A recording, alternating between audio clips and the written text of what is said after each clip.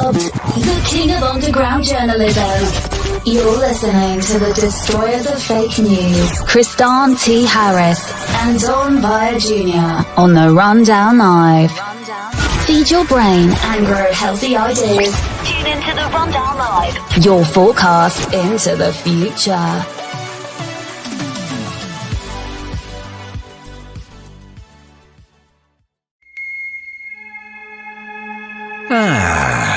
It's that time again. Time to relax, kick up your feet, grab your favorite beverage and tune in to the Rundown Live.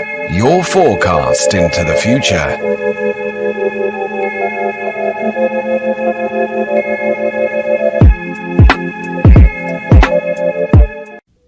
Warning. Abnormally loud music may be contained within this broadcast, as well as information that may cause your brain to explode. So if you're not hip, or maybe you're just plain old, please find another broadcast that's suitable for you. I pledge allegiance to the flag of the United States of America and to the republic for which it stands, one nation, under God, indivisible, with liberty and justice for all. I'm American. I'm American. Yeah, I'm American. The American standard.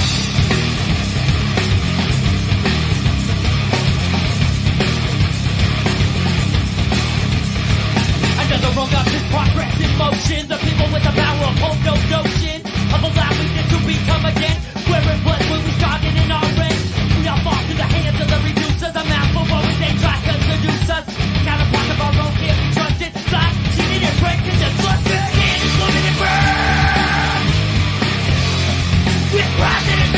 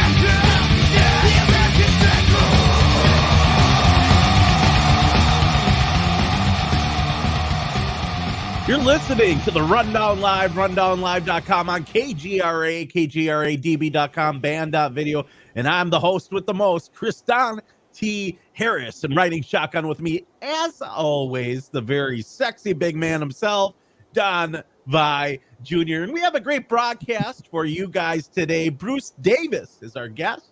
Buddhist, he's a Buddhist. I don't know what that means, but I do know what Buddha is back in the day anyways. That's what we called it in high school and college, if you know what I'm saying, the little Buddha. But I'm sure he's kind of Buddha that he's into maybe a little bit different.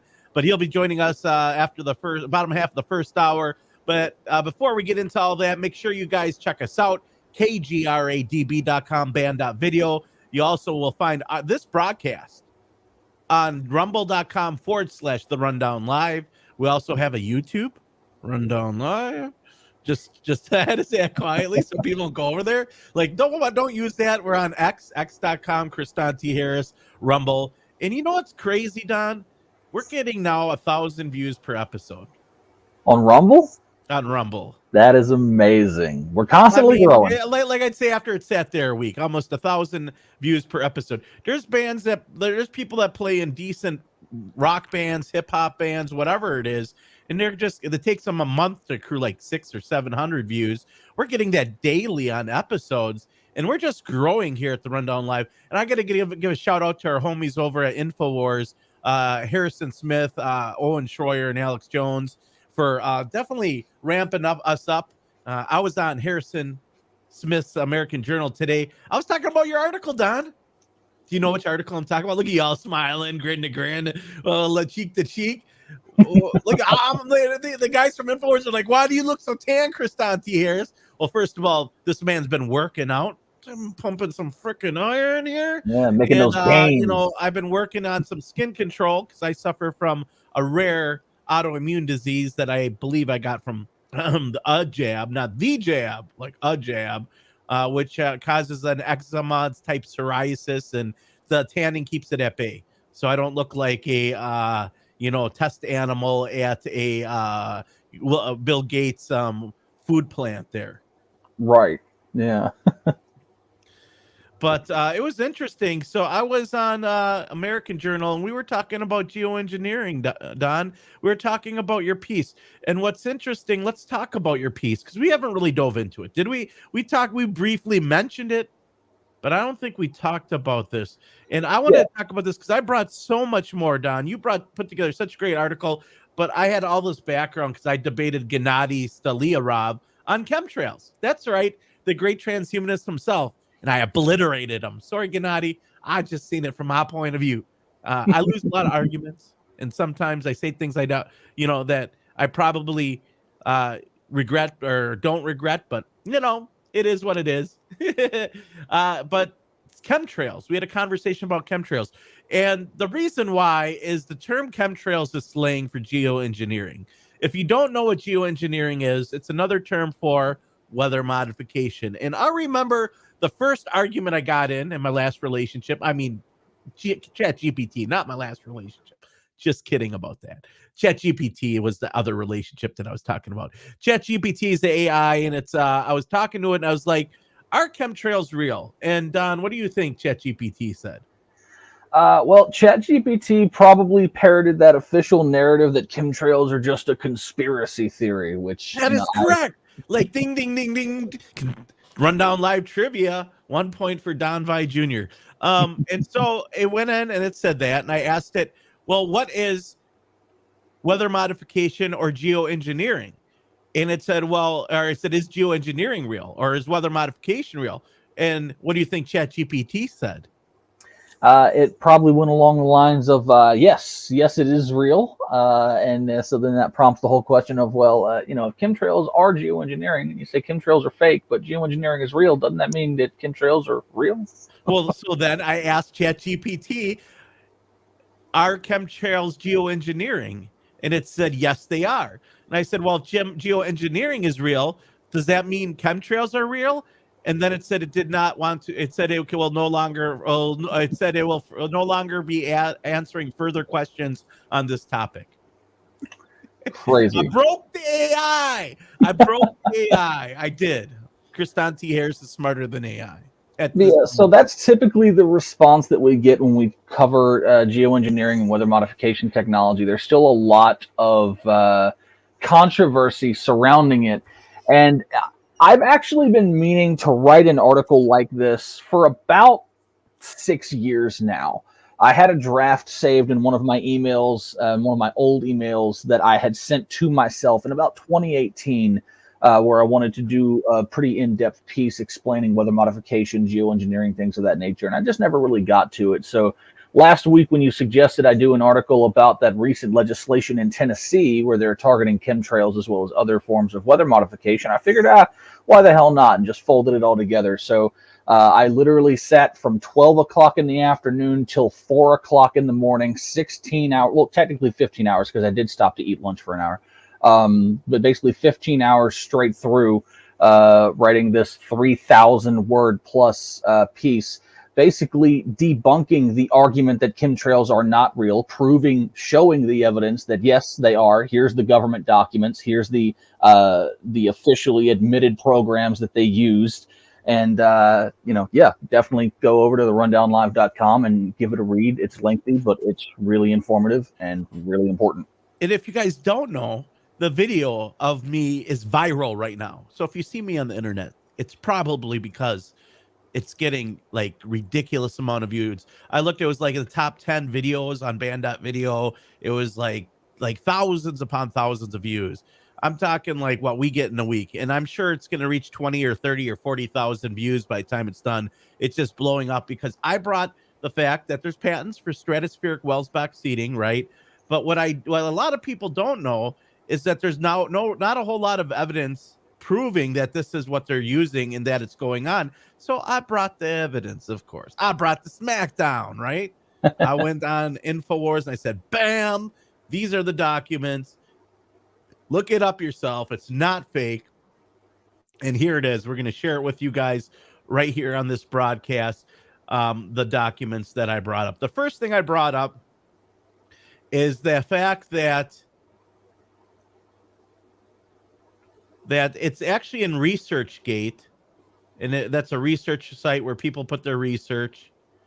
And the fact that the USA Today denied that there's any stratospheric injections going on. So we're going to share this right here.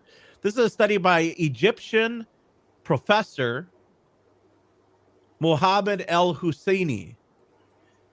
And what this research document basically tells us, which I find fascinating, that jet in the stratosphere spraying chemtrails of aluminum oxide, known as Welsbach particles, and barium salts in the stratosphere. In 2000, the USA called for an international gathering for climatologists under the umbrella of the United Nations Intergovernmental Panel on Climate Change, to present the positive results gained from 1991 to 2000 in decreasing of the air temperature over the entire United States by geoengineering through seeding the stratosphere by Welsbach chemical particles, which is aluminum oxide and barium salts. Oh boy, how does this guy know that? I don't know, but he's a professor. And so what's interesting to me is that these Welsbach particles, these nanoparticles, are under 1 nanometer. They're like 0.5 something nanometers. So we'll say 0.5-ish, like one of my friends used to like to say all the time, former friends or whatever you want to call them. People, you lose or you don't talk to people after a while. Here you go. So here it is. I want to put this on the screen because it's relevant. And people are going to be like, Kristan, you're spreading conspiracies.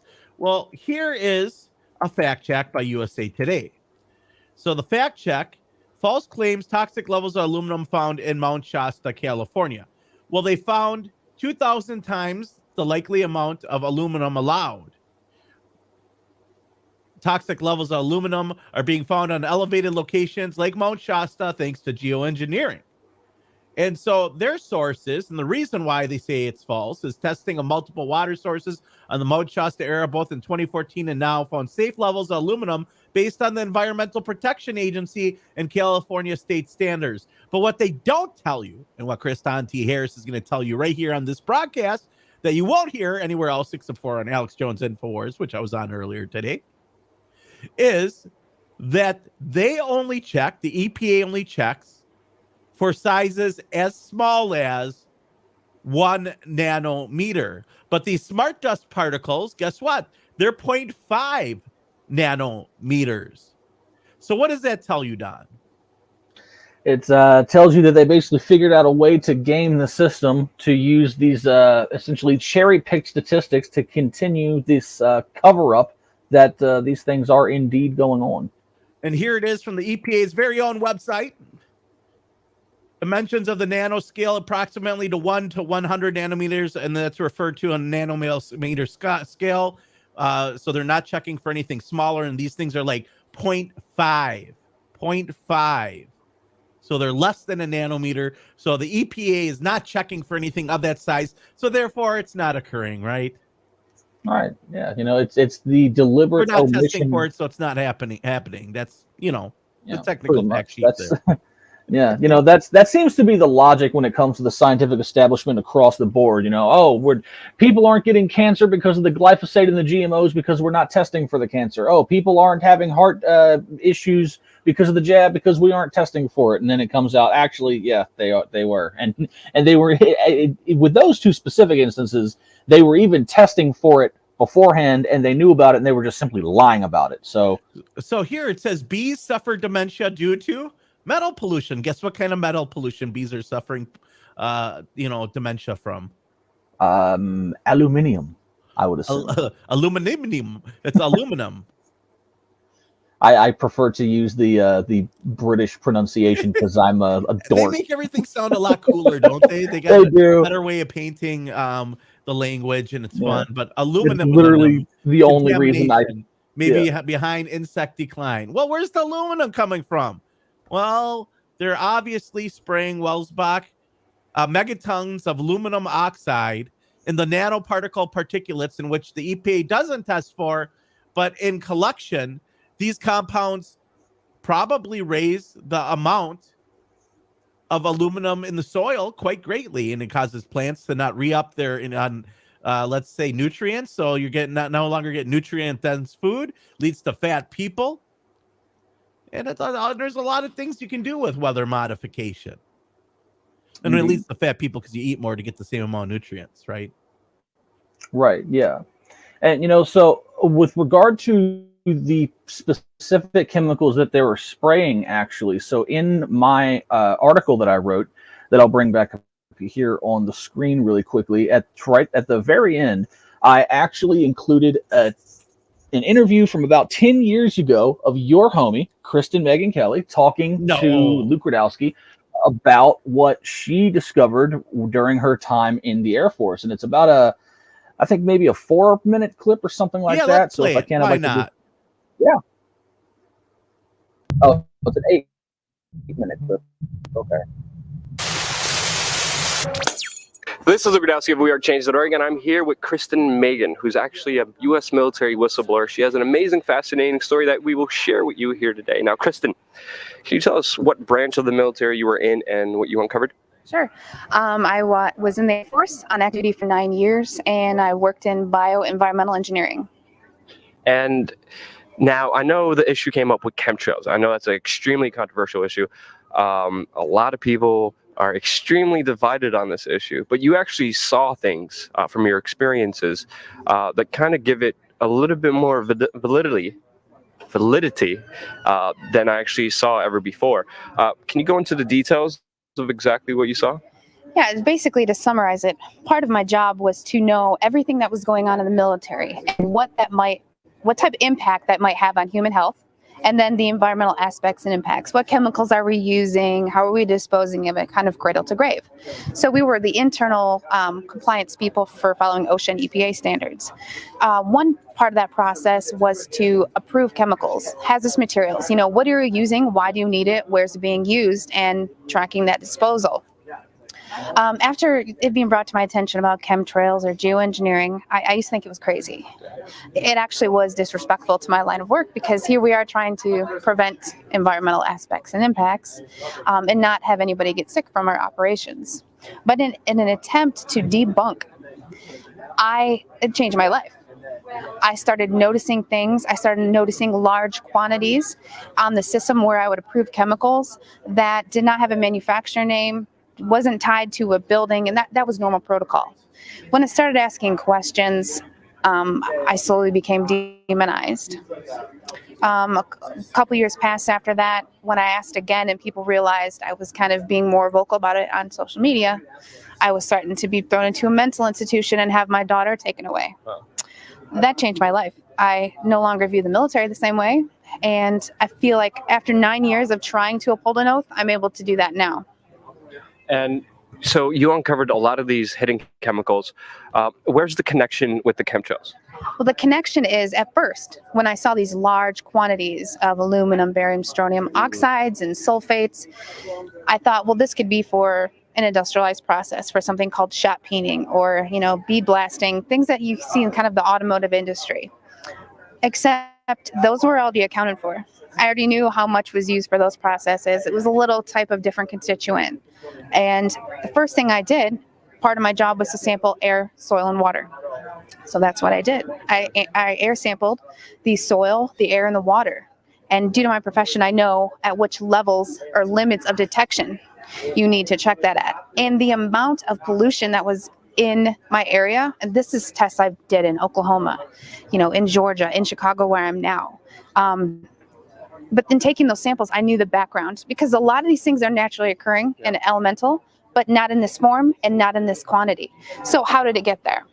So just to clarify, you see these huge storage containers of these chemicals. Then you do the test on the air and soil, and you see these same chemicals in the air and soil now. And that's pretty much been the main evidence I've seen people who are for chemtrails use is saying, look at the soil, look at the water, look at all the chemicals in there. And now you're finally the person who's like, wait, I worked in the military, I saw a bunch of these chemicals there.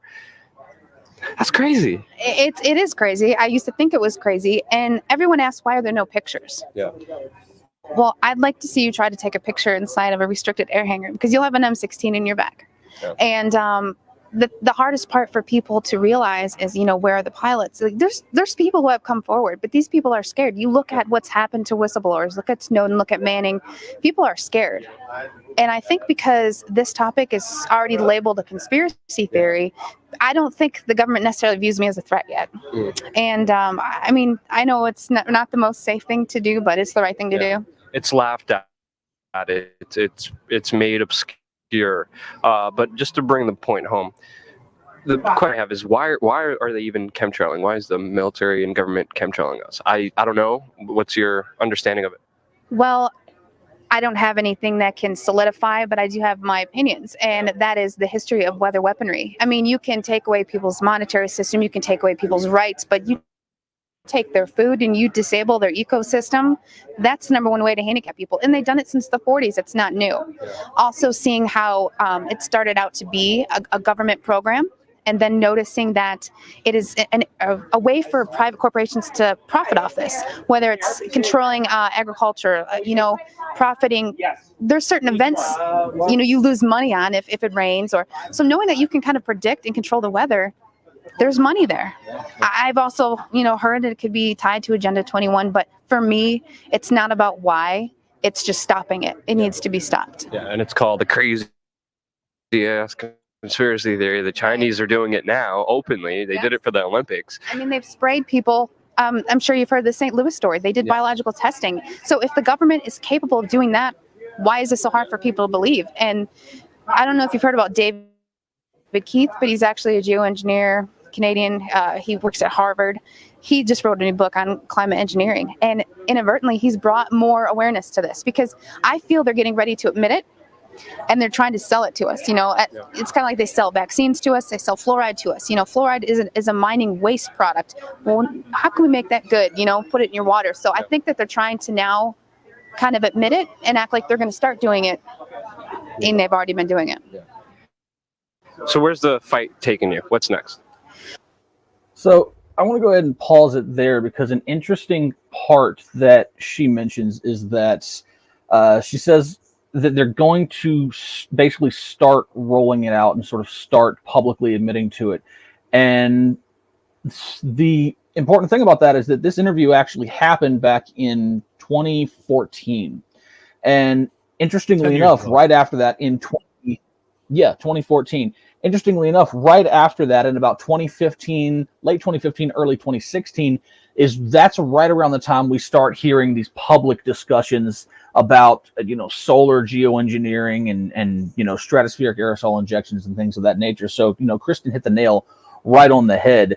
And they mentioned a couple of projects that I want to bring up here too, because we have a commenter here in Rumble says, might I suggest that a hot jet engine interacting with cold high altitude air will form a stream of condensation that is visible from the ground? Yes, Well, you're absolutely contrails. correct. Yeah. That is a condensation trail.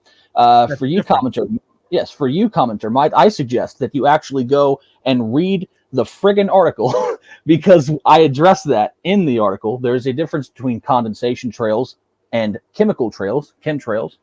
And I go into a number of these projects and declassified, fully admitted military and U.S. government documents. Well, the UN admits about it. Like, they talk about it openly. That's how we had that whole guy writing about it from a Cairo University professor talking about the UN studies from 91 till 2000 about Welsbach seeding, which is aluminum oxide. So it's happening. Exactly. And the big difference you normally can tell is that the one trail will create a cloud and the other one won't. It'll dissipate. Right, exactly. That's so simple. One of the image that I have up here on the screen right now, this is directly from the United States Air Force website, is a photograph of U.S. military aircraft spraying chemtrails of Agent Orange, which is a herbicidal chemical weapon that was used during the Vietnam War from 1962 to 1971 in a program that was called Operation Ranch Hand. That was the counterpart to Operation Popeye. So Operation Popeye, again, fully declassified, openly admitted U.S. military documents, State Department documents, you name it, discuss that Operation Popeye was the program in which the United States Air Force would fly cloud seeding operations, spraying trails of chemicals, cloud seeding via chemical trails over North and South Vietnam at the tail end of the monsoon season, with the intention of seeding these clouds, causing it to rain, continuing the monsoon season further than it would in order to flood the supply lines on the Ho Chi Minh Trail, disrupt the communications of the Viet Cong and the North Vietnamese Army, bog down troop movements and things of that nature. This is even written about in 1972 by renowned journalist Seymour Hersh in the New York Times. I mentioned that in the article. He quotes CIA agents in that article where they admit to him that they had already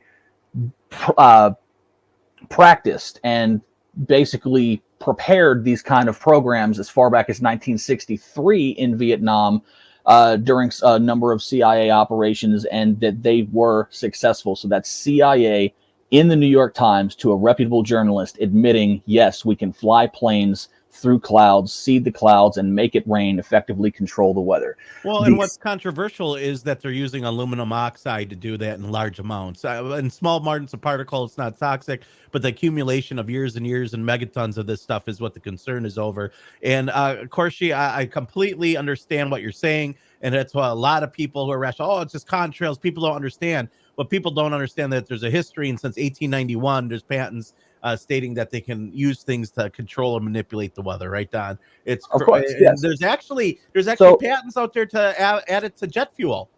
Indeed, yeah. So Operation Popeye was the weather modification side of things. Right. The human experimentation side of things, which is where some of these pictures come from Vietnam of these chemtrails being sprayed by the planes, is from Operation Ranch Hand. So Operation Ranch Hand was a operation in which the United States Air Force was running basically a herbicidal or chemical warfare campaign. They were spraying these chemical components known as Agent Orange, which is the most prevalent one. It was also the most widely used, as well as Agent Purple, Agent White, Agent Blue, Agent Green, all these different chemical compounds, basically to defoliate the heavily jungled areas of North and South Vietnam, to kill the crops, wage essentially warfare against the people by killing the crops and promoting famine and things of that nature, and also doing away with some of the hiding spots that the Viet Cong could use in the dense foliage. And it was also, in a way, a biological weapon, although there's debate as to whether or not they knew that at the time, but it's pretty. There are Monsanto documents because Monsanto, the company that's now spraying our food with GMOs or growing GMOs and spraying our food with Roundup herbicide. They're the ones who made Agent Orange and all these other chemical weapons of war. And there are Monsanto documents that show that they knew the disastrous health effects that Agent Orange and things could cause, not only to the people of Vietnam, but also to the veterans and U.S. military that sprayed these chemicals.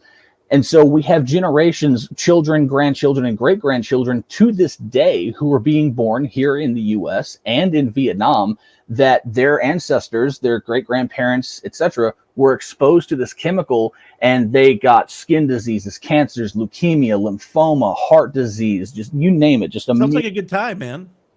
Yeah, just a myriad of awful things.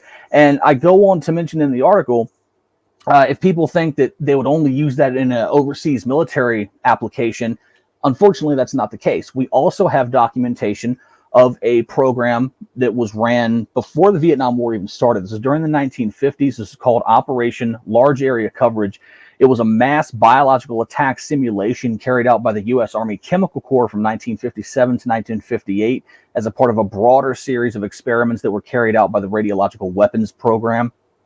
And basically what they did was they flew these military planes, and they also, in certain cities such as Corpus Christi, Texas, and St. Louis, Missouri, they would go in and set up blower machines on top of buildings to also blow the stuff off of roofs. But they would also fly planes, and it spanned across the entirety of the continental U.S., from the Gulf of Mexico up into Canada, flying these planes and releasing chemicals of numerous different types of agents, primarily zinc cadmium sulfide, which was at the time known to be carcinogenic and cause cancer, where they were basically testing the dispersal of biological agents, basically see what would happen if a mass biological attack were to occur on U.S. soil, and basically using U.S. citizens as guinea pigs without their knowledge. And I link to mainstream news articles, as well as a piece we did in the Free Thought Project a few years back, of residents of St. Louis, Missouri, are still to this day affected with the adverse health effects of being sprayed with these biological agents by their own government. And this was done via chemtrails. And, just on the weather modification aspect of things, this thing goes back to, at the very least, the 1930s. I talk about a program called Project Storm Fury, in which the United States was using planes launched from the navies as a U.S. Navy project, where they were attempting to basically decrease the severity of hurricanes. Basically, how can we modify hurricanes to not be as bad if we're in a situation where a hurricane's going to make landfall and really mess up the mainland U.S. And I have a document from the National Oceanic and Aeronautics, or the NOAA, whatever the hell they stand for. NOAA, the ones that say the ice cap is expanding. Yeah, the National Oceanic and Atmospheric Administration. That's what it is.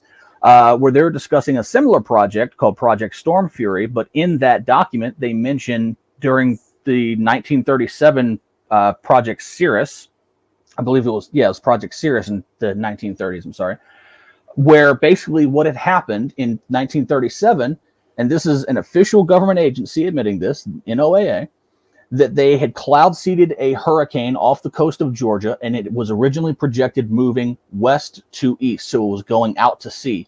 After they ran their cloud seeding operation, the hurricane did a 180-degree turn, slammed right into the coast of Savannah, Georgia, and devastated the area. So that's officially labeled as an accident, but that's an official government document saying that they were able to reverse the course of a hurricane. So anyone telling you that weather modification... Yeah, right. So anyone telling you weather modification isn't real and that the government can't control the weather, they're either uninformed or they're lying to you. And there's only a limited amount they can control it. Like they can increase or shrink or change it from hail to rain or rain to hail. There's all sorts of different things, but they're getting better at it, Don. And, it's interesting. Like this whole topic, we could go on for it a long time here. We got Bruce Davis waiting backstage. We will bring him on in just a moment here, just a few moments here. But when it comes to weather modification like that, you're just touching, like we could do the whole show. Yeah. On that article, Don. Like you go into depth and break down the different types of chemicals they're spraying on us. And we're not trying to say that they're spraying, Agent Orange on us or anything. We're just trying to say the government's trying openly in government in New Mexico, North Dakota. It's called Wellsbach aerosol injections. It's happening. It's not fake. It's absolutely real, according to the government's documents. And if you don't want to believe it, that's fine. Because, we're not supposed to believe the government, and then we're supposed to believe the government. Which one is it, Don? So you pick and choose what you want to believe. But I'm telling you, they openly say geoengineering is the solution now. They want to reflect the sunlight, but aluminum is used to reflect the sun, but also trap heat inside of the, globe. So all these questions, it's very interesting.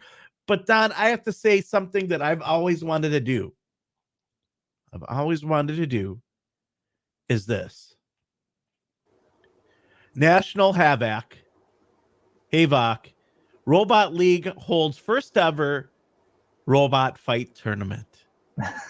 Oh man, that's your dreams, Robot Fight Club. I told you what I want to do for a living is just do battle bots. I just want to fight robots all day. That's kind of what I really want to do with my life. Yeah, I want to put together some like Mech Warrior human robots and just have them do some kung fu battle. Fight Robots but here Fight, it is. The competition where intellect meets innovation. The National Havoc Robot League hosting its first ever remote tournament at RIT today. The spectacle of robot combat, custom designed and integrated with teeth and weaponry. The thrilling cage fight, even featuring fire-breathing robots. Yeah, fire-breathing robots. Fire-breathing robots, Don. Other brilliant tactical modifications. People compete in 3-pound, 12-pound, and 30-pound weight classes to qualify for our finals, which are at the end of the year with some major cash prizes and some charitable donations associated with that. And what this is our first road event, and we're fighting 43-pound robots here today and really just testing the waters. We know that there's an appetite for this. They're always looking for new builders. We'll have more information. There we go, Don. We should raise some money, create our own robot, and enter into the robot fight tournament. I wonder what the cash prize would be. Who knows, man? So that being said, robots are part of economic singularity, and our next guest is no stranger to transhumanism, to economic singularity, to a whole bunch of different topics we're going to probably dive into. One of the topics I saw is like, there's a gas station, bro, that's now robots. Robot gas stations. They got them frying food and all sorts of stuff, literally in the news.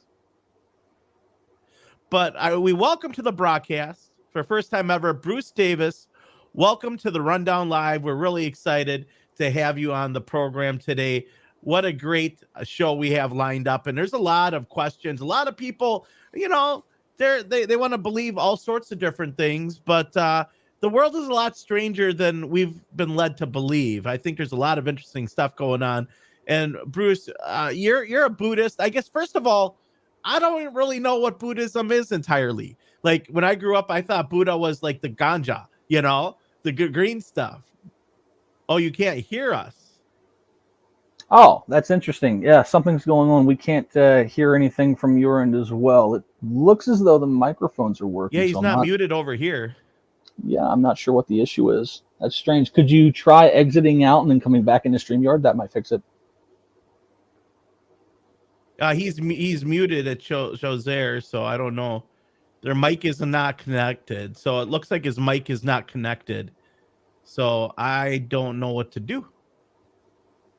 Well, it was working fine just before. Yeah, so it was working just fine when we did the sound check. Anyways, these are like, we want to talk about living forever, but we can't get Skype to work or the microphone to work over there on StreamYard. Right. Yeah. It's probably just one of those issues because I've had the same issue where all of a sudden it doesn't want to work. So I have to exit out StreamYard and come back in. So StreamYard's weird, for all the benefits it presents us. It also has all of these, just random technical follies that'll pop up in the middle of a broadcast and, disasters on air. Well, right. You never know. You never know how it's going to work out here on the broadcast. And but it's interesting. Let's see. Maybe we could bring him on now and see if we got sound. Bruce, welcome to the broadcast. Thank you so much for joining us on today's broadcast. All right. Yeah, now I can hear. Can you guys hear me good? Yeah, Absolutely. We got you loud and clear, man. And, we were just talking about this, how, we want to live forever, but we can't get StreamYard to work. Yeah, yeah, that's going to be a hurdle, huh? Yeah, definitely, Bruce. So, first of all, I know that we were talking about you being a Buddhist, and we were kind of curious. What is Buddhism? Like, I grew up like I mentioned before. I remember as a kid, Buddha. We always equated that to ganja for some reason, and I'm not saying that they're one and the same, or that marijuana has anything to do with Buddhism, but maybe it does. And I don't know a whole lot about Buddhists except for allegedly they're super peaceful and they all know kung fu. Well, That's yeah. stereotypes, Stipe. Well, I'm actually what is considered a Scio Buddhist. Okay, what's a Scio Buddhist?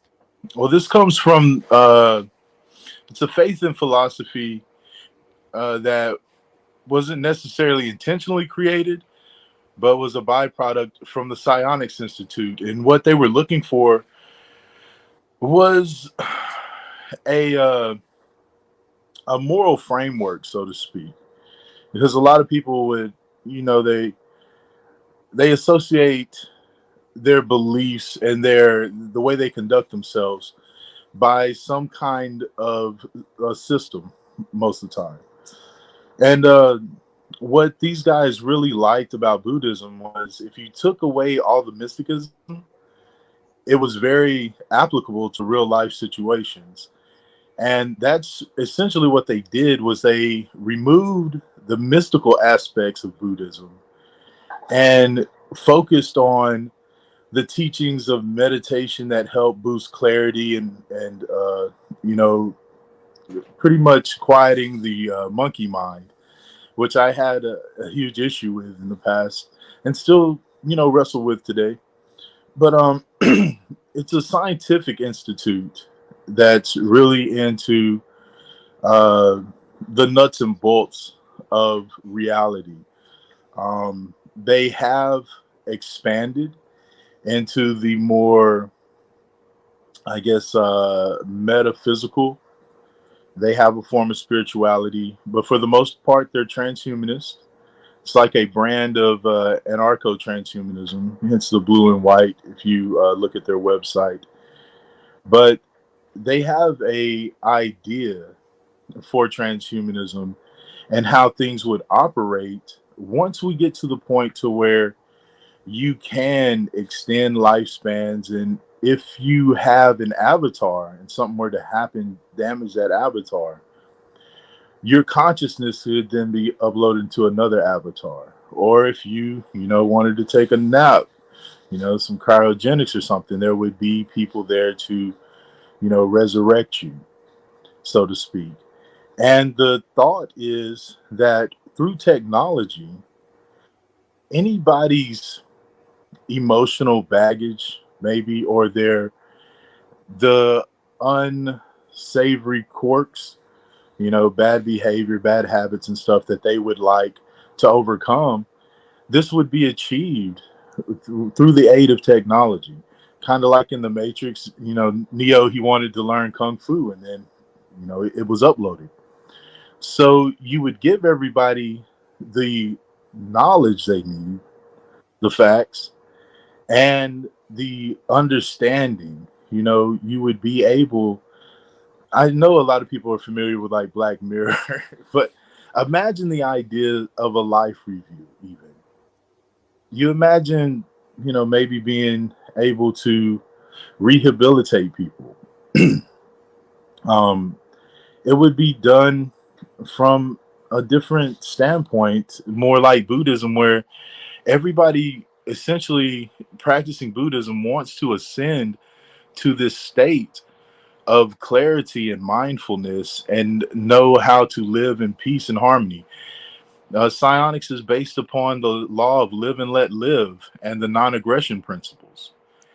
And what I liked about Scio Buddhism is, as a Scio Buddhist, you could practice any other faith because they are about finding out the truth. You're willing to practice for scientific purposes to see if something works.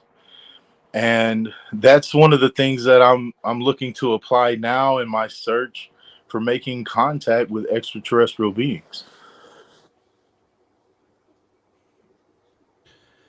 Yeah, man, that's pretty interesting. Like, the idea that it will allow you to practice any other religion, that it's applicable to our lives in many different shapes and forms.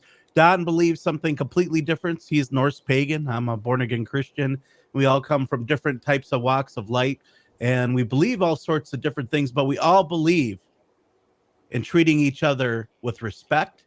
Yep. And I guess we don't put up with BS. I guess there's that, but at some level, we all put up with a little bit. But when we start talking about what did you call it, anarchy or anarchoism, or I forgot, was trans anarchoism, or is it like transhumanism with anarchy per se? Well, anarcho-transhumanism. Anarcho-transhumanism. Yeah, What is that? What does that mean? Like, what Well- the hell is that? Like, I remember first time I heard of transhumanism, I was like, trans what? Yeah. So in transhumanism, there's many different flavors. It's pretty awesome that all these people, this association, works together to try to solve humanity's issues. Working to brainstorm on how we can reduce suffering in the world. And what I liked about the anarcho-transhumanist factor is you essentially look to become you're in charge of your own life. You can participate in whatever you want, but there's nothing that binds you to anything, except for, of course, the laws of live and let live and the non-aggression principles. I think it's just very applicable for people to be their unique, and authentic selves, and still have this structure that lets you know there are lines that are not to be crossed. And with the non-aggression principles, we're against coercion. You don't force anybody to do anything they don't want to do. You don't trick anybody into doing anything they don't want to do. And you don't take advantage of people that don't know what they're doing. And that's the biggest part. I think it's some very honest principles. When you think about transhumanism itself, a lot of people worry about what they're getting into. Well, with this brand of transhumanism, you're not going to get into it unless you understand what you're getting into and consent and choose for yourself what it is that you're looking to get out of it. And of course, you can imagine super longevity is something that most agree we want available to everybody. But when it comes to super intelligence, what would prepare a person to be eligible for super intelligence? You wouldn't want somebody with malicious intents and nefarious idealism to have super intelligence, because then they could be a super villain. So there are safeguards that are considered in the ethics of things, and it's pretty much even across the board. And I like how you mentioned you were a born again Christian. I still consider myself, a born again Christian. I was baptized when I was 13. I was a Baptist minister for a little while. And there's a lot of stuff dealing with the UFO issue that I could fathom lining up, but not only with Christianity, but across the board. When you look at the pagan beliefs, and then you look at the ideas of angels, and other entities not so benevolent, and you can see or even imagine how that might apply to the reality of our visitors, that we can't identify. And the idea about humans from the future pertaining to the UAPs and NHI, I could also imagine if there are humans from the future, they would be aware of transhumanism, and they would have applied this in their abilities to interact with other people from the past if they're traveling through time, like some people, believe. And I just give a lot of thought to our situation with these UAPs and non-human intelligence, and the idea of people, humans, having this technology in their possession, whether it be reverse engineered or gifted to them. You would wonder, where did they get it from if they didn't create it themselves? And if they did create it themselves, what is the plan? And I look at the world and I see, hey, a lot of people for a long time have been saying unite, unite, get along with each other in so many different ways. And I feel this in the transhumanist community. And it's one of the only places where you can find people with libertarian beliefs, democratic beliefs, Republican beliefs, people of different religious orientations. We have Muslims and Christians, and Janists working together. And it's amazing to witness how they're operating. But then you get, the other side of things with the people whose mindset is, well, unification and everybody getting along is bad. And as a Buddhist, I would say that doesn't make sense, because we're humans first, all of us. And depending upon the origins of humanity, there's something that knows more about us than we probably know about ourselves. You start considering and factoring in non-human intelligences. What would they expect from us, if they expect anything? How would they feel about the way we act as they observe us? And then how could they expect to make contact with us when they see how we treat one another? And I think these are the things that we really need to work on together collectively. And I know one of the hardest things to wrap our heads around, but it's stated throughout all these different faiths, the idea of loving your enemy, that's like almost what? But when you think about it, it's like, at this point here, what choice do we have? And what harm would it do? You look at your enemy and you ask yourself, why are they acting the way that they're acting? You want to get to the root cause of why they are the way they are, and you want to help fix that. You don't want to just stomp them out, destroy them. I've heard comments like, oh, just turn the whole area to glass. Like, that's something that's acceptable. It's not. Right. Yeah. So when it comes to the concept of non-human intelligence and extraterrestrial contact having, a potential influence on the spiritual and religious beliefs of cultures, it's something that I find really fascinating, particularly because a colleague of mine over at the Pulse, Arjun Walia, recently wrote a really good article that I'll put up on the screen here really quick, called Documented UFO Encounters from Antiquity Before Project Bluebeam, basically going into thousands of years ago, these documented accounts of what are essentially, literally unidentified flying objects. And this is at a time when objects should not have possessed the capability of flight at all. It's not like we're talking about misidentifying an aircraft. We're talking about in the 1400s, the 1200s, these things being documented, coming in, some of them being described as flaming chariots, others being described as bright balls of fire, and performing these maneuvers in the sky that, if it's just like a meteor or something, should be impossible, because they would just fly in a straight line. They wouldn't come in, hover, go down, then go back up, then move over here, then go over there. Like, that's not supposed to be physically possible in the 1500s, the 1200s, things of that nature. And so if we take that into account and say, well, okay, well, now we have anecdotal, yes, but still, as credible as they can be, essentially, these accounts of these kinds of encounters.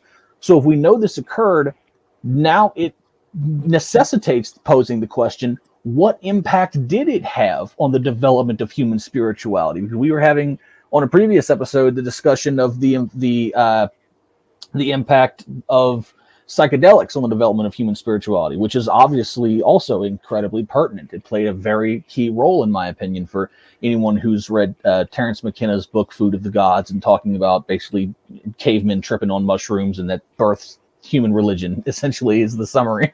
What roles these things play with one another. And I think it's a very important conversation to have and to look into, because in the grander scheme of things, sort of circling back to the main point you were making, all of these things play a key role in how we as human societies have developed. And if we can understand that and have that greater connection with one another, it can go a long way towards bridging a lot of the gaps that divide us on our ideological and cultural lines, such as religion and things of that nature.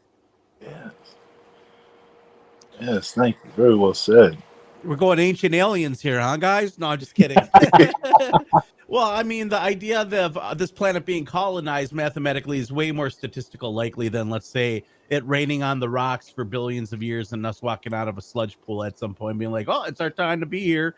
I think both take faith, and the idea that we hear, like in the books of Enoch and in the biblical sense of the fallen angels being thrown to earth, like they're from the heavens. What is heaven? You look up at the skies. The sky is heaven, right? Everyone always says, oh, heaven's up there. So if they're being thrown to the earth and they're coming from the sky, well, the fallen angels, they got in a war and they got in a battle and they came to this planet. They colonized this planet, and they established this planet as their own. That's what it sounds like to me. And at some point, the winning team came and stripped that from them and put a guy named Enoch in charge. And Enoch was a scribe. And in the Egyptian words, they had a guy named Thoth. He was a scribe, and they both were scribes of God. And both of them wrote down rituals on how to worship God. And that's where we get the term rit, R-I-T-E, and right, in the intent in terms of our language in English. That's why we have the process of wording or making words called spelling to cast a spell. And why is it when we stitch those symbols together, it's called a curse or cursive? And when we write them down in a ritualistic way, well, all stems back to the story. Whoever put it together and created it was very creative. Even the capital A is a pyramid in all-seeing eye. So there's a very occultic nature of things. And when we talk about these things, when we talk about the potential of life out there, absolutely, there's probably some more intelligent life out there. Is it visiting this planet? Has it visited this planet? Well, if it's within range, I would think at some point it potentially could have. Or maybe, like many people think, it's just the future races of civilizations on this planet coming back in time to visit what was here in the past. Who knows? Who knows? I don't really know. But it's an interesting topic. It is. It definitely is. And that's what I love about the work being done now with like the New Paradigm Institute, Ubiquity University, Soul Foundation. These guys are making a great effort to find out what is going on. And I feel personally that attempts to make contact with these non-human intelligences ourselves is the best way to go about things. With, maybe clues and stuff they've left behind. This was the discussion about the application of how AI may be able to help us to decipher some of these things. I remember Daniel Sheehan talking about coming across something and seeing symbols on the side of a craft. And he said these symbols were unknown to him, and he couldn't find anything like them in any of our archives that we have. So he, is under the impression that, yeah, it maybe is some off-world, you know, entities that, and those symbols have something to do with their understanding. And I believe, could help us decipher these things. It could access databases and pull things together, present them to us, let us review them. I think it could be a help. I do really like the idea of transcendence, like meditation, and helping with clairvoyance, being able to remote view and communicate, contact other beings using, means maybe of telepathic means and stuff. It's proven, it's evident that extrasensory perceptive abilities exist. There's been plenty of documentation on that, and I think that is a great way to practice as well. I look at people as each of us, human beings, flesh and blood, our bodies, as machines. And so we also want to understand that some people may be wired differently, and this is another reason why I advocate for the use of AI assistance in getting to the bottom of this. If we're unable to successfully make contact in a decent amount of time, I think that we will be making contact personally because of my own experience. But I Wait. What's your own experience? Wait, we got to talk about this for a second. I'm kind of curious because, okay, first of all, for our listeners out there, I want you guys to equate to something like this. Have you ever had a dream that somebody was going to call you and you woke up and that person was calling you and you had no idea? There's no way you could consciously know it was that individual calling you, but you woke up and then that person called you. Or like me, I had a dream of one of my exes and then I haven't heard from her in years and all of a sudden, ding, she called me. This is, you get these things that happen. There are coincidences throughout your life. Maybe, you thought of somebody and the minute you thought of them, they called. Like those things happen. And it's just like out of all the odds and all the people out there in the world, what are the odds that it's that one person you haven't heard from in so long that you just thought of that called you? And you're like, dude, I was just thinking about you. Where are you? Oh, you're in town? How does that happen?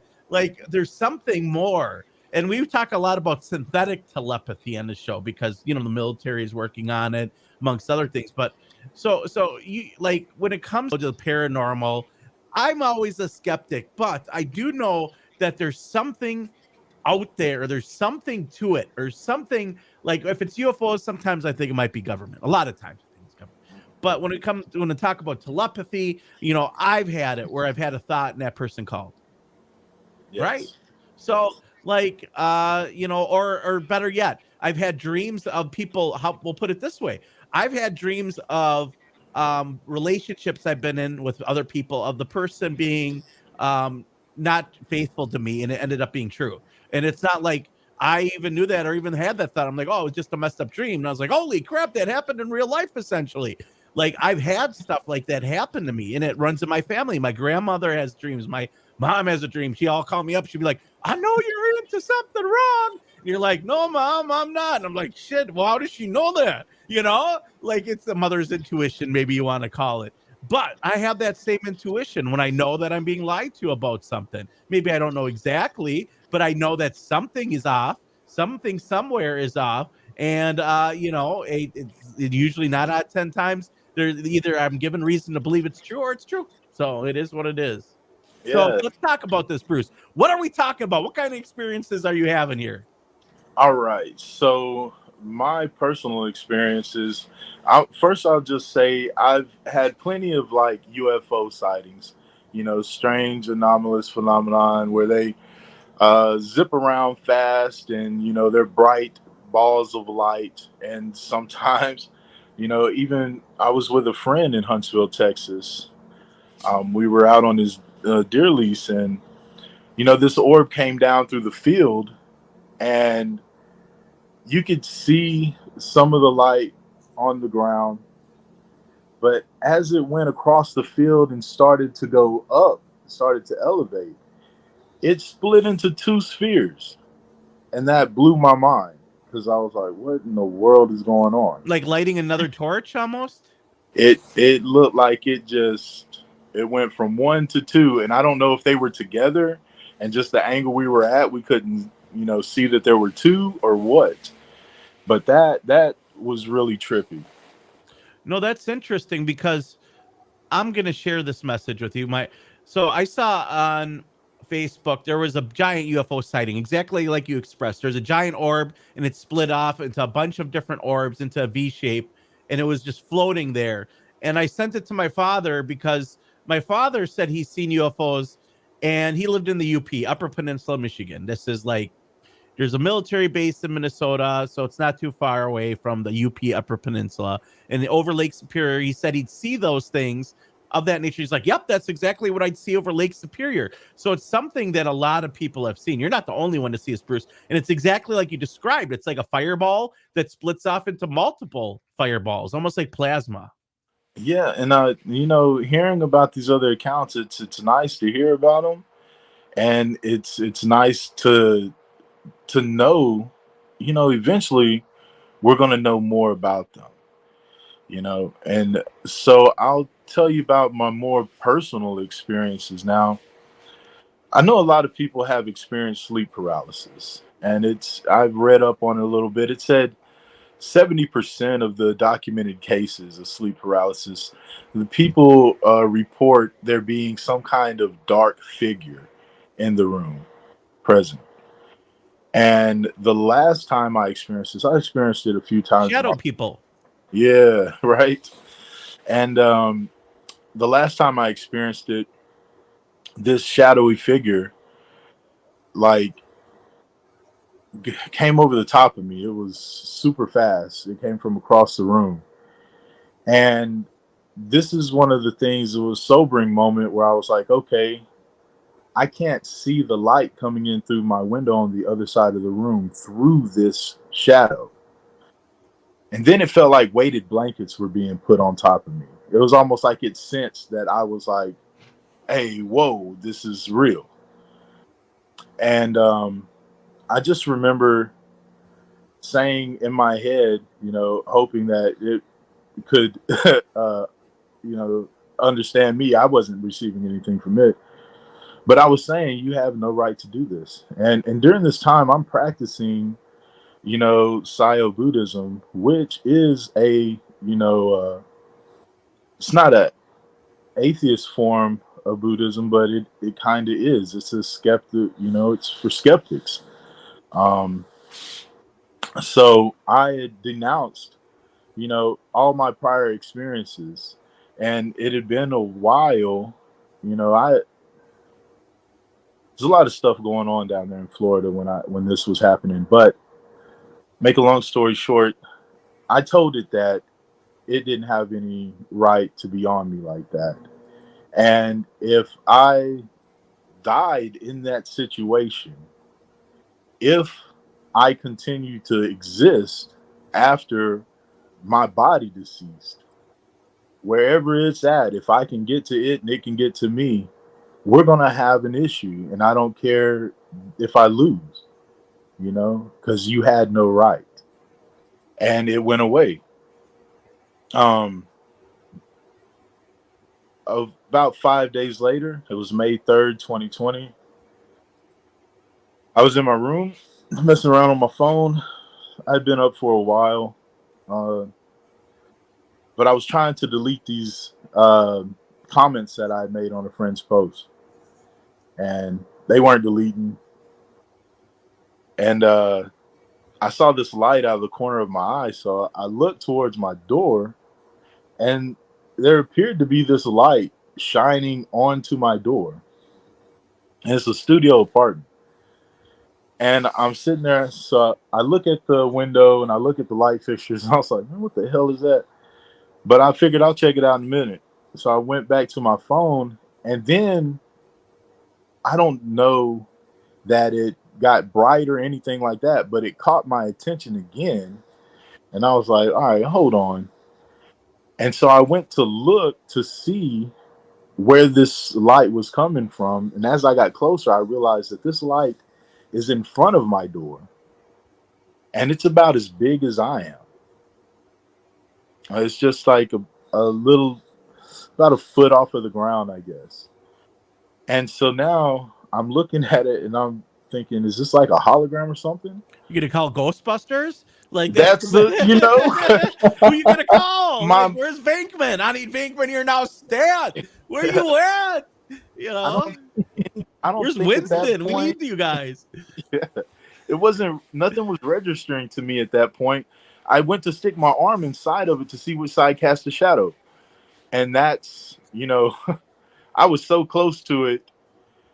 When it decided to move, I was surprised, you know, but when it did move, it went from this luminous, you know, white shimmering light to a transparent, like clear circle. It warped how my door looked and the wall behind it. The door looked bowed in. Like almost like an interdimensional portal, like Yeah. something coming in and out of existence. Because that's what I'm thinking right now, based on what you're explaining to me, is that something was coming in and out of almost like the CERN, you know, particle collider, where they're making particles, you know, bend reality, and you know, even things like how about invisibility cloaks bend light. Yes. Something KK gravitons. We had Mark D'Antonio, top astronomer on the show, talking about KK gravitons and how they're mini black holes and they're used to create weightlessness, amongst other things. And it's an interesting topic, but something was bending the light, and so you couldn't see it. Maybe almost like like you said, there was a bright white light and then there wasn't. It's almost like, it reminds me of a flashlight when you're focusing, almost like something from another dimension was trying to focus in and out so it could access our reality. It's interesting. Yeah, and that's what I've been so glad to hear all the stuff come forward since, because it does put things in a perspective that makes sense scientifically. At that particular moment, I was still baffled, and my natural instinct was to try to touch it again. And when I did, I wound up slapping my door. It was completely gone.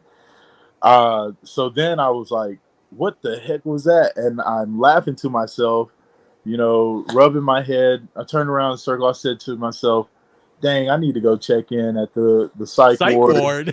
Yeah, I gotta find out what's going on. Did I really see that? Yeah. Is that what happened? And I was like, well, at least it wasn't, you know, a shadow being, and you know, because that thing that felt a very aggressive. That was a aggressive feeling situation. This one did not feel aggressive at all. I'm still like just, and I want it to be normal so bad. I want it to be mundane, everyday thing. Hey, here's a light being, what's going on, you know, to know about it. But as of right now, you know, I'm just still like, that was the coolest thing ever. But well, I know that, like, so I dated a girl, a recent ex. Boy, I got a lot of exes. I wonder what's going on there. I'm just kidding, guys.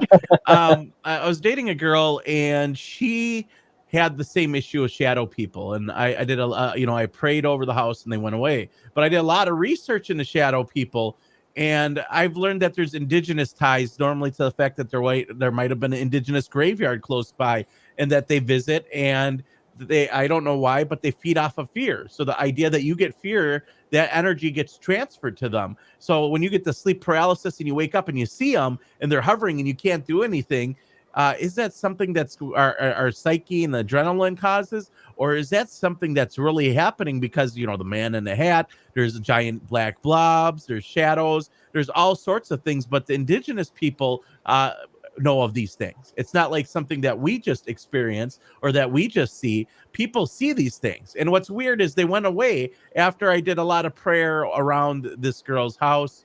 And, you know, I cast it out. I said that you have no power here.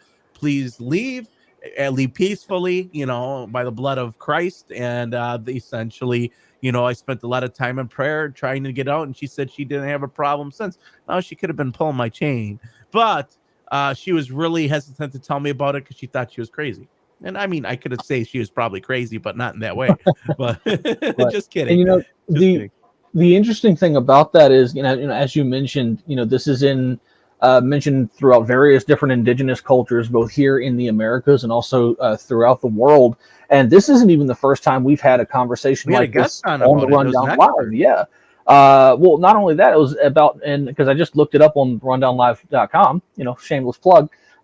In May of 2022, we had Michael J.S. Carter joining us, Reverend Michael J.S. Carter, who talked about this very thing, about having, he had very similar experiences to you, Bruce, and we went in depth about this for about an hour, I think, for that episode.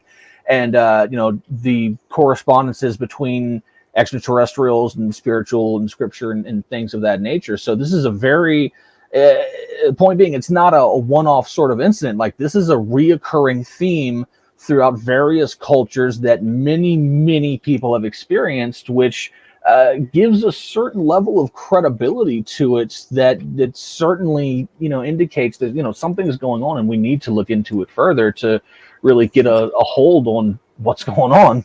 This is definitely worth investigating.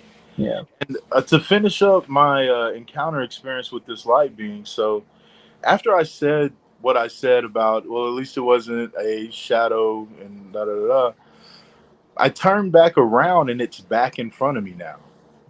And so now I'm like, oh, you're real. And so I said, so do you have like a message for me? Because now I'm like, okay, this has to be like an angel. You're trying to communicate. Yeah. What are you doing here, bro? Do you need a sandwich? You hungry?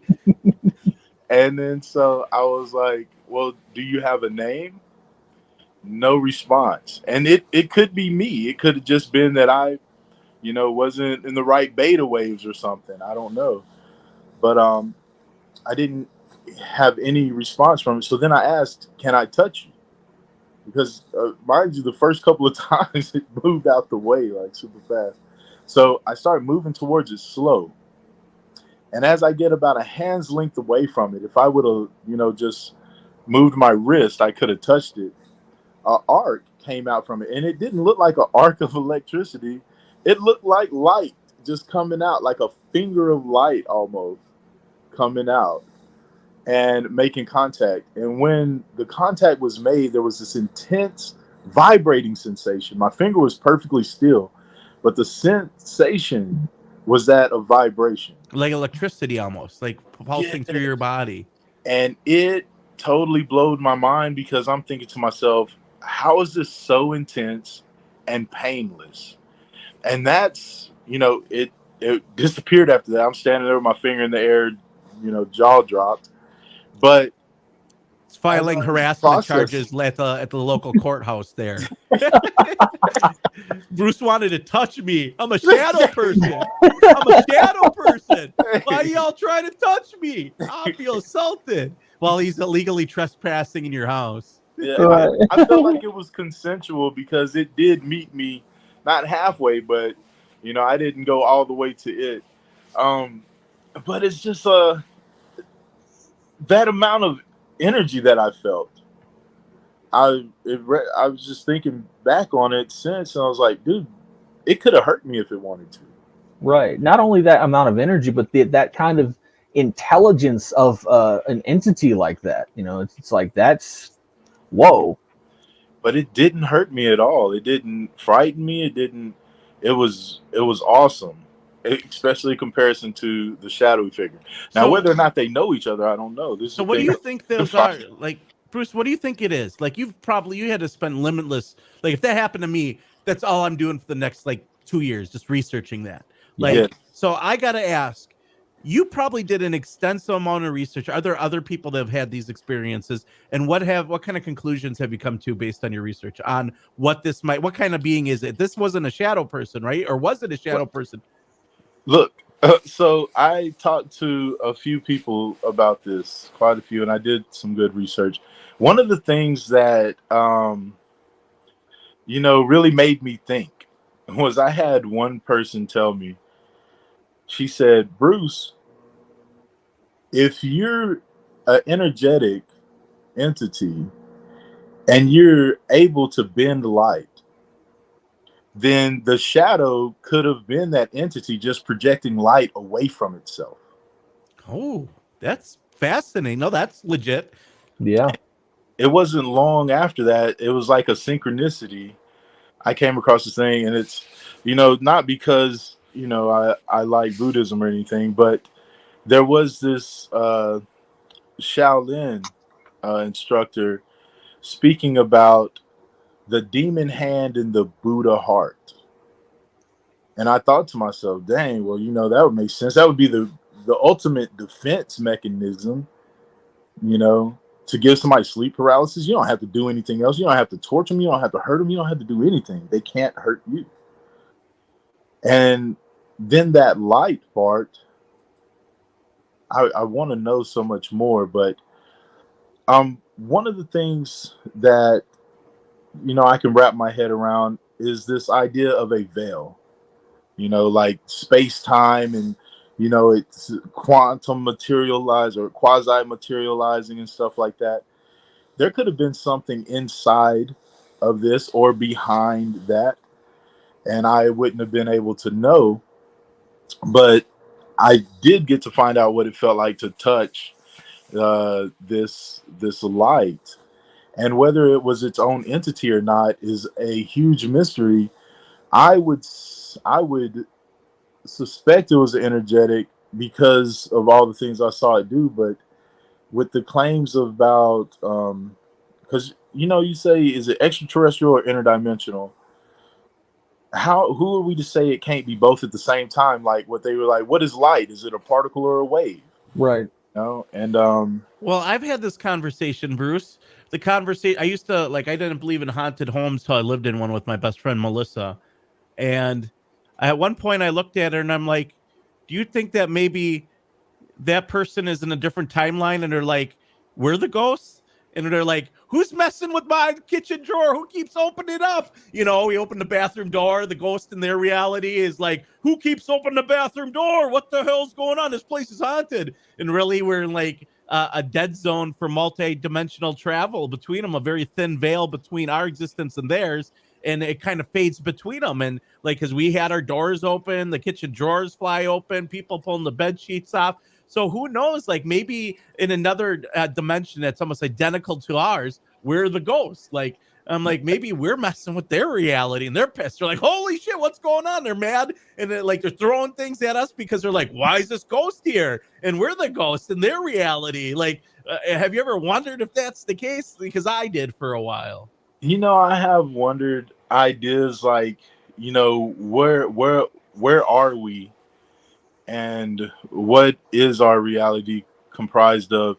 Hearing ideas like simulation theory and whatnot,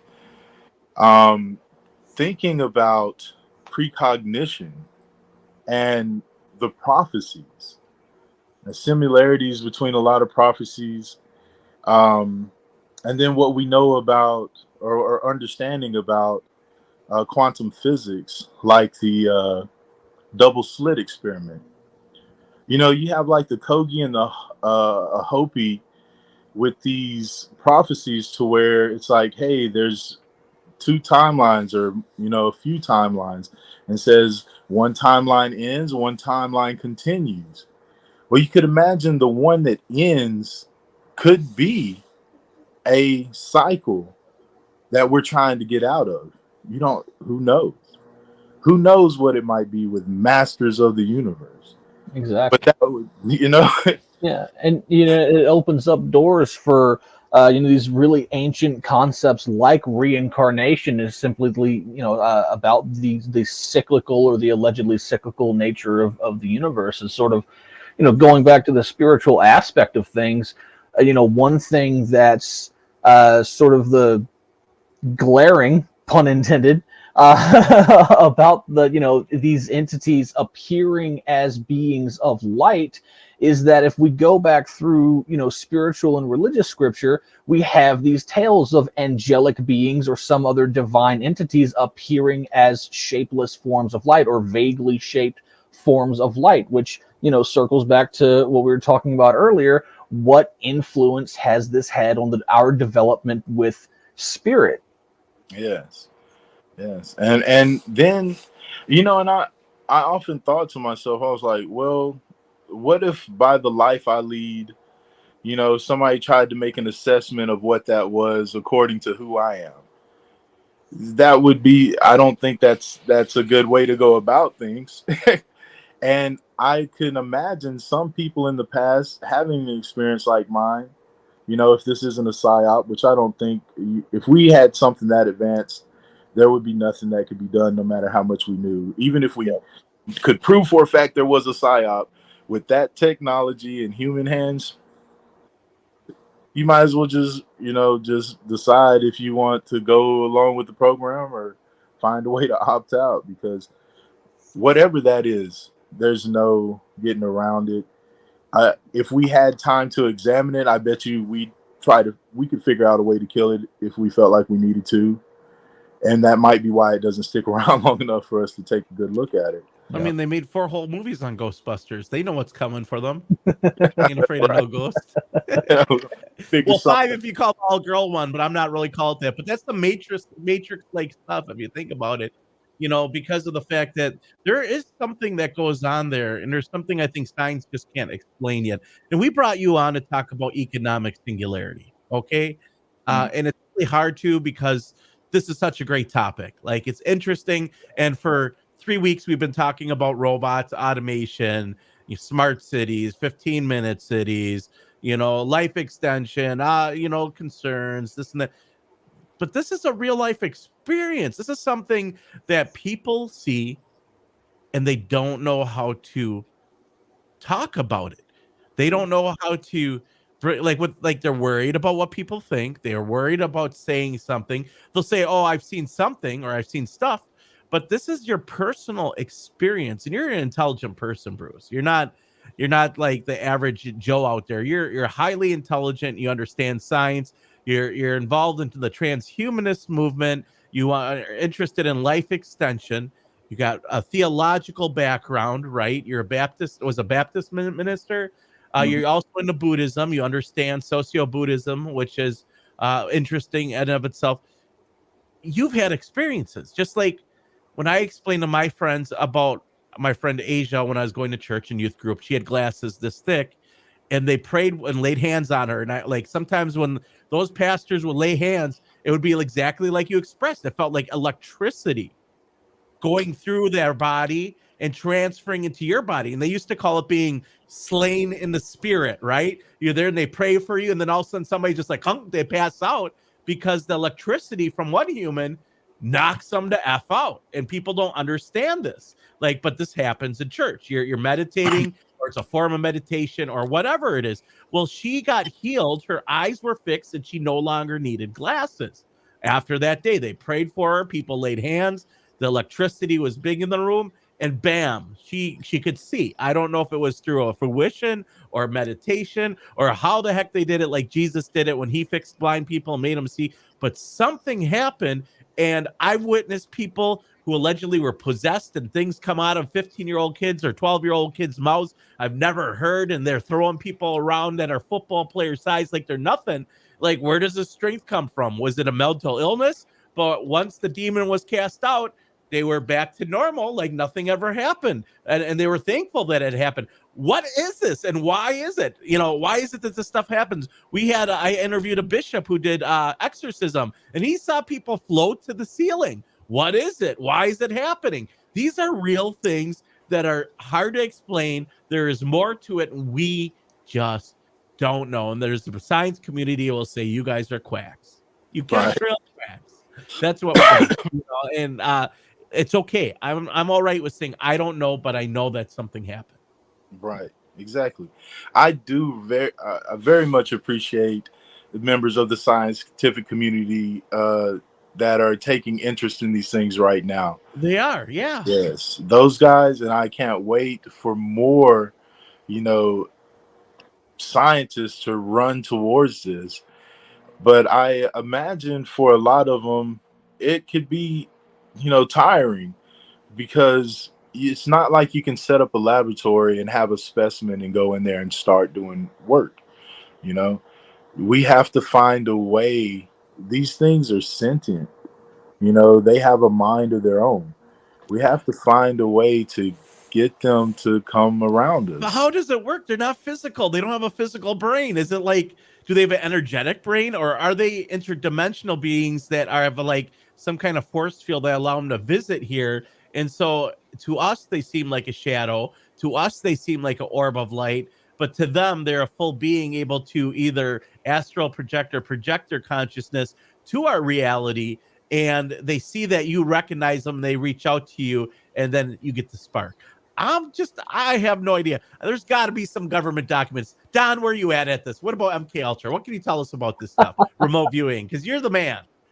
Well, when it comes to, government documents on this subject, offhand, I can't really think of any that precisely relate to what we're talking about. But there are, a number of projects that have taken place during Project Stargate, during a number of, I think another one was the Phoenix program, not to be confused with the operation during Vietnam, also known as the Phoenix program. There were two of them.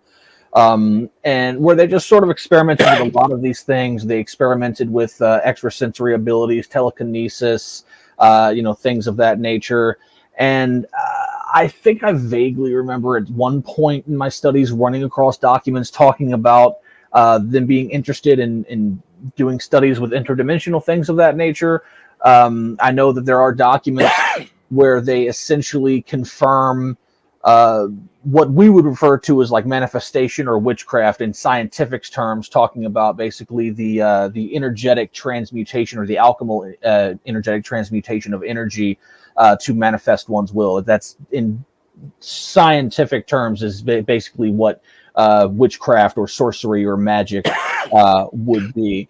And but as far as like these kind of entities are concerned, there have been, I think, some documents, again, it's hard to recall, but that have mentioned plausible contact with something of that nature, but it's something that I'm not quite sure about. But I do know they've at least looked into it. Yeah, it's interesting. Remote viewing is another thing, but not quite sure about all this, but it's a fascinating topic. Like time travel is another thing, Project Pegasus. Like, are they real? Yeah, that's one of the things we got to find out. But there are things that are real. And these things are going to be disclosed. And that's very exciting. As far as what I experienced, they very well could have been biological beings behind it. I like what you said about the astral projection. And you imagine if you could astral project and you have adapt extrasensory abilities, psychic abilities, stuff like that. So there's no telling what they could be capable of, but just imagine.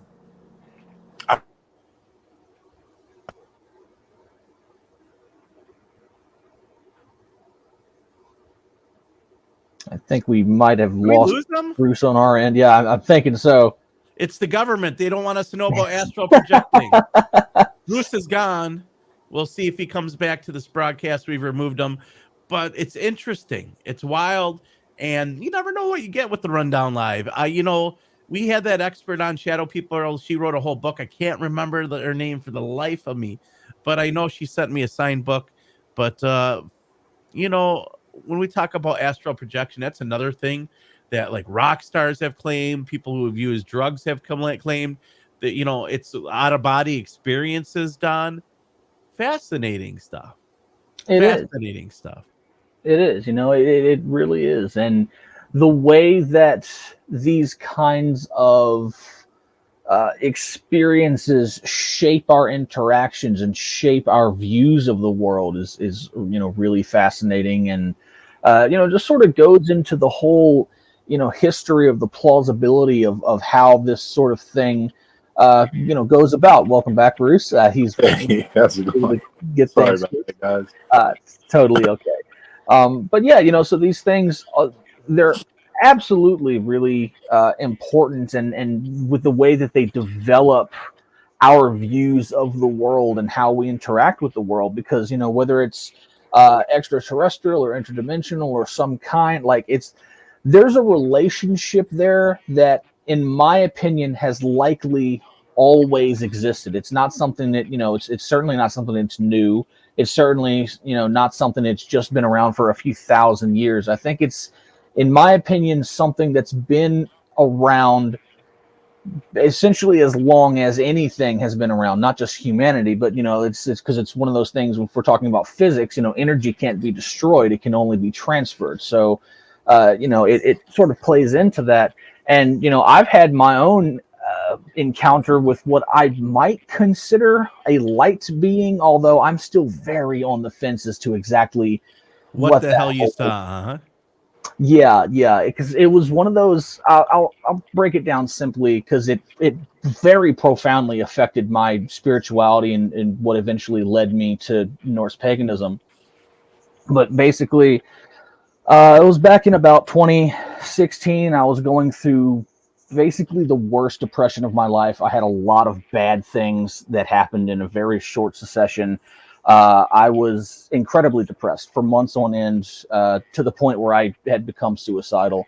And one night it was like 3 o'clock in the morning and I was very close to checking out. And instead of doing that, I sat my gun down and I was just crying. And I was like, anything out there that can hear me, please help me. Because, I've been trying and I can't get over this crap. I need some sort of help.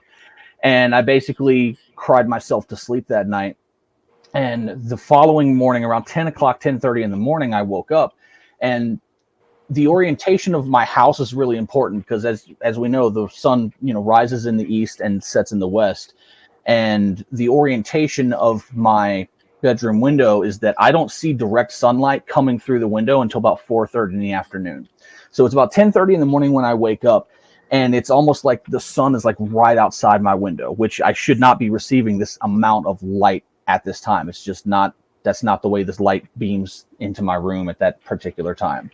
My entire room is washed in this really bright, but not oppressive. It's a soft, bright light, but it's really, really bright. And the entire room is filled with this really tranquil, peaceful feeling.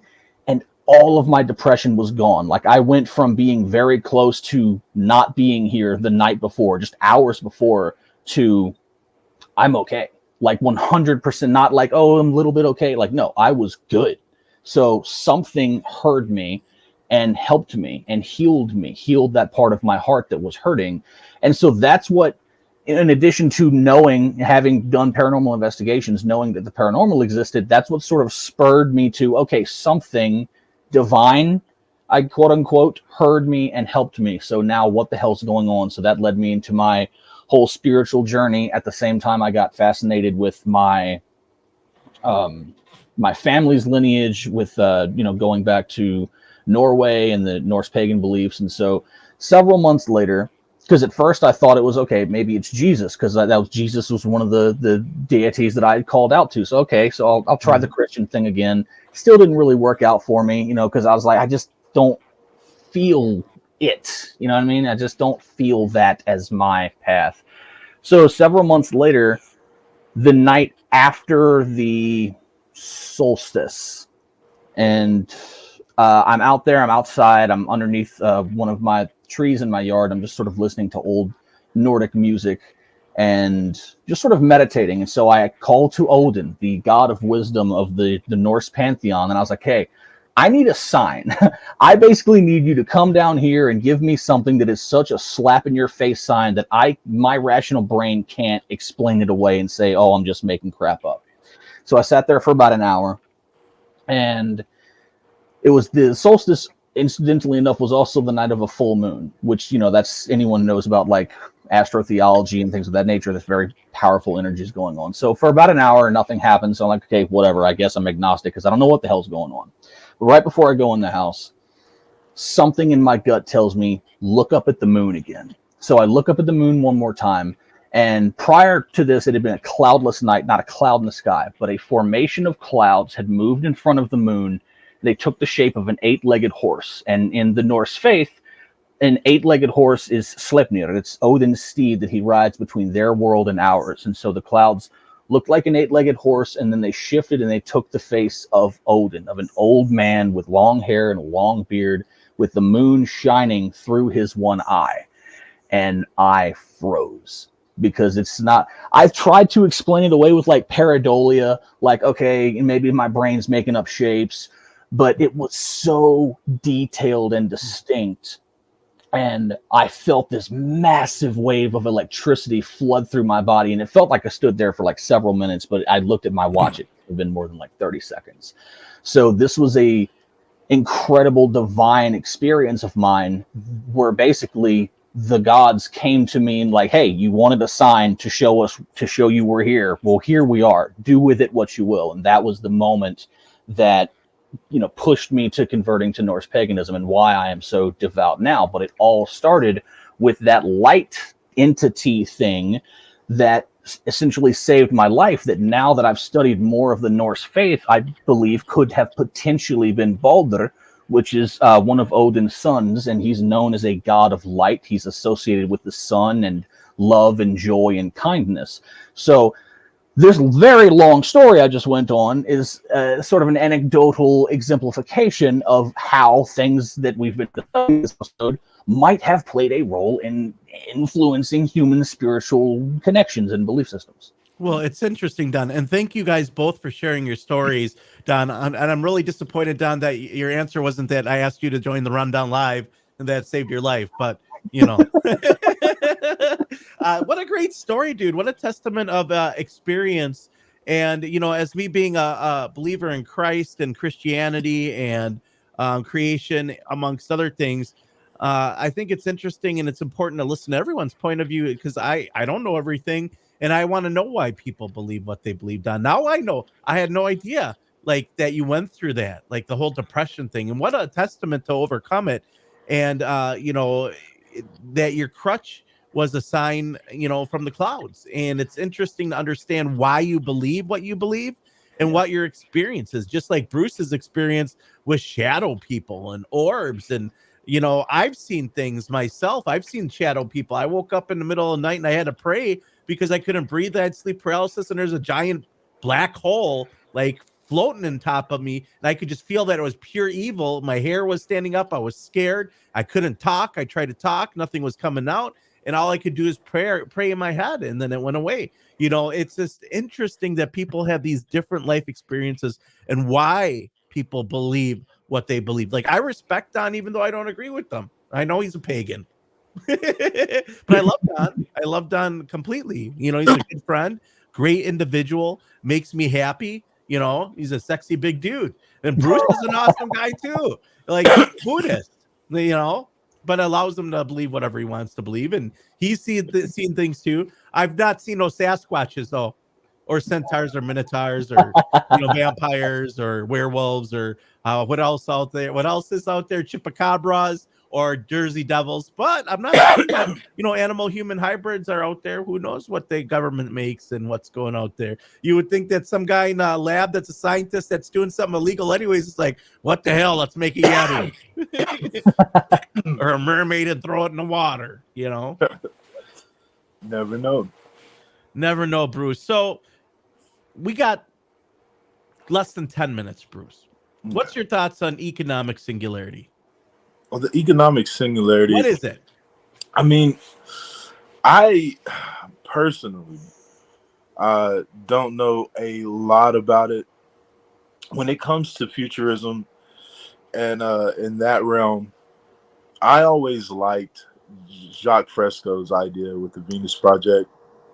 But there are things of value that can't be mass produced that people might want, like a live performance from a person, you know, or I don't know, something handcrafted.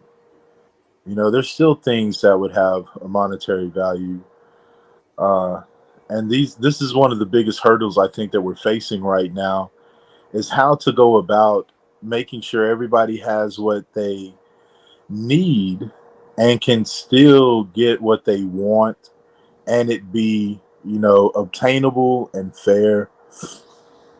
But with the ideas that Jacques has proposed, First, you want, you know, education to be available to everybody. You want their basic needs to be met, their health, food, shelter, clothing, all these things. But the education is the biggest part. He said an educated mind needs no control. When he was asked, what do you think about population control? He said an educated mind needs no control. Um, the economic singularity, I imagine a lot of things can happen because I also like the idea of resource-based economics. I think that they would flow hand in hand to still have a centralized system and still have, you know, and then you can make practices. If you overproduce something and you don't in there, if there's waste, you can repurpose a lot of things. But waste, I mean, I think you can repurpose so much that nothing will be wasted, and you could just, I don't think there'll be a problem. I know it's possible. uh, Economic wise, I think all of this is going to change with what's coming with the UAPs and stuff. I haven't given a Do you whole think lot they're of thought. government, or do you think that they're extraterrestrial or interdimensional? What's your opinion? Do you think the government is just like, you know, just like hiding their own technology under the guise and implanting memories of abductions? They're abducting our own people. What's your thoughts on that? Just real quick.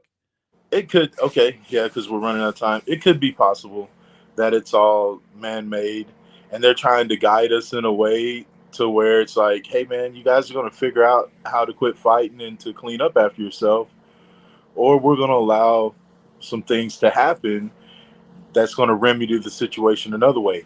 It could also be extraterrestrials sitting back and watching and saying, "Hey, man, you guys been through this before," and that reason why it's being said that the meek shall inherit the earth is because those ones out there are not going to feel any effects from what's about to happen, other than now they can roam freely. Now there's no borders for them. They can move around and go as they need. You know, there's nothing that's going to stop them from being able to have access to what they need. And we can go through a whole nother situation like that where we're back with sticks and stones and looking up at the sky and making up stories about what we see because we didn't choose the right path. Bruce, where can people find out more about you? If they want to reach out to you, they want to find out more about who you are and what you do. We got 3 minutes or 4 minutes left here. Let's talk a little bit about where people can get a hold of you and get in contact with you. And life extension, do you think we're going to be able to see it in our time? And to what extent? Do you think we'll be living to be about 200 years old? Are we going to be able to rejuvenate our current body? Are we talking digital twins? What's your thought process on longevity? I imagine if we were to achieve the longevity indefinitely, there would still be a phase as to how, you know, it might be decided how long people would live. I don't know how long people would want to live, but there's so much that comes with it because you got to think about procreation with life extension. These things are going to conflict somewhere down the line. So we really got to get an understanding of what we would want to live longer for and how we would be able to do this without causing harm. And the ones that got that sorted out, yeah, man, if we get it figured out, I'm pretty sure they'll have access to it. There's got to be some kind of vetting process, I would imagine. I'd love the idea of it being available to everybody, but I don't think, honestly, my opinion, I don't feel like everybody's responsible enough for a life extension or indefinite life extension. Well, I mean, the people who eat Tide Pods are gonna die anyways, bro. Like, I mean, even if they signed up for the life extension, they're gonna eat the Tide Pods and have no skid marks in their underwear. Like, I get it. Even because you have access to life extension doesn't mean that you get to live forever. It just means you're responsible, right? And you want to genetically live forever you can. Right. Yeah. Yes. And I, you know, there's some that imagine, you know, hey, they would go out and into the stars and they wouldn't mess with anybody that didn't want to be involved. And I think that's an awesome alternative as well.